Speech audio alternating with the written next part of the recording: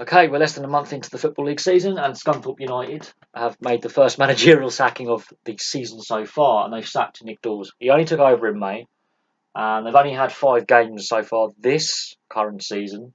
They got off to a great start against Coventry, beating them 2-1. They drew 1-1 against Walsall. 2 good results. So a good start of the season. Really good. Last 3 games have been not so good. They've been knocked out of the League Cup by Doncaster Rovers 2-1, which I think the board have looked at that going, we were hoping for a little cup run here, some extra revenues to come into the club, but the 2 heavy defeats to Sunderland and Fleetwood Town, especially Fleetwood Town, the Fleetwood Town defeat I think is death knell for him. Sunderland I think you could possibly forgive. They are, as League One standards go, too big for the league. I think they deserve to be minimum Championship, possibly Premier League. We know they're in the Premier League 2 years ago. Yes, Sunderland have had a lot of on and off field issues themselves. There are still some Premier League and Championship quality players playing in that side. You can possibly accept that defeat as a Scunthorpe fan, and the board. The Fleetwood Town defeat 5-0. I can understand the fans' frustration and the board's frustration, but sacking him after 2 defeats is not the solution. Every club, I think, that got relegated last year from whatever league they were in, sacked a manager at some point in that season. Definitely in the Premier League. All 3 Premier League relegated clubs had sacked managers. Swansea had sacked several managers. None of them stayed up.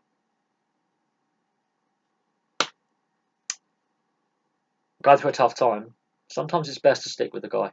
Stick with the manager and see if you can work out, a way out of the situation, because he would have signed a contract saying, I've signed a contract for 2-3 years. Now Scunthorpe United have to pay him compensation for early termination of contract. They have to pay him a payout the club could probably ill afford. Yes, the player and managerial contracts in League One are massive, but that's still money the club can ill afford to pay out. That's probably where the cup run probably is rankled with the board as well. They were hoping on a little cup run, get some little revenues in there, pay some bills, build up some money so they can make a run at the playoffs and make a run at the Championship. That's where Scunthorpe want to get in the short term, is the Championship. Long term, every club wants to get the Premier League, obviously. But at the moment, they want to get not 2 playoffs, Championship, playoff final, Championship, big money earning game, bigger money league. More revenues can come in, more TV exposure, more sponsorship exposure. But I do think sacking a manager on the 3rd week of August is extreme and possibly wrong. And it just shows how balmy football has become. I don't know enough about Scunthorpe United to make a completely in-depth assessment, but I do know they want to get back to the Championship. They are in a league where money and revenues aren't great. Some attendances, some clubs really have some very empty stadiums. As a Blackburn fan, I should know we only half-filled Ewood Park last season, and we were doing well in the league, so that says something. But this early in the season to sack a manager, there's only 2 other cases I know of where managers have been sacked this early in the season. That's Crystal Palace last year with De Boer after 5 games, and Leeds United with the late great Brian Clough after 44 days. It's the only 2 previous occasions where I know a manager has been sacked. But bearing in mind those clubs were in the top division. Palace are a Premiership side. Leeds United at the time were the old Division 1 champions, and something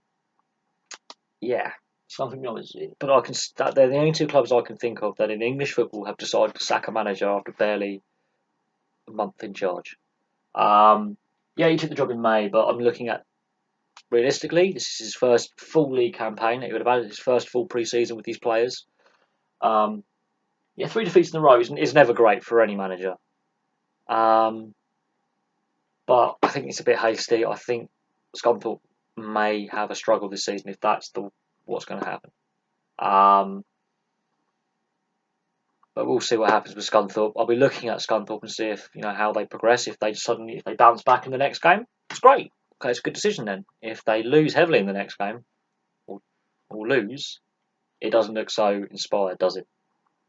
Because you've got to have a reaction from these players for these 2 defeats, especially. You need a reaction, and to keep changing the voice in the dressing room, you may not get that reaction that you want.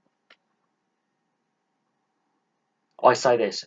Any club that changes its manager sacks a manager and sacks regularly generally doesn't have the success it desires.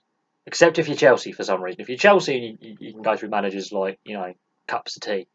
But most clubs, when you sack a manager and keep sacking managers, like keep sacking the replacements, you don't get the success you crave. But for some reason, it's a trend. But we're only in August and we've had one sacking already. I wouldn't be surprised if there's a fair few managerial moves before the transfer window in January. I wouldn't be surprised if another manager gets sacked before the international break in the Championship and the Premier League as well.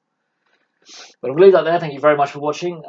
Scunthorpe United fans, what do you make of the sacking? Do you think it was deserved? And do you think, your owners and your chairman are the right guys to, own and run your club? Because there's a lot of fans who've been on various online forums and think that their owners or their chairman or whoever's pulling the strings financially shouldn't be running their club, and I think the sacking, some of them are insane and some are deserved. But I think this one isn't deserved at this point.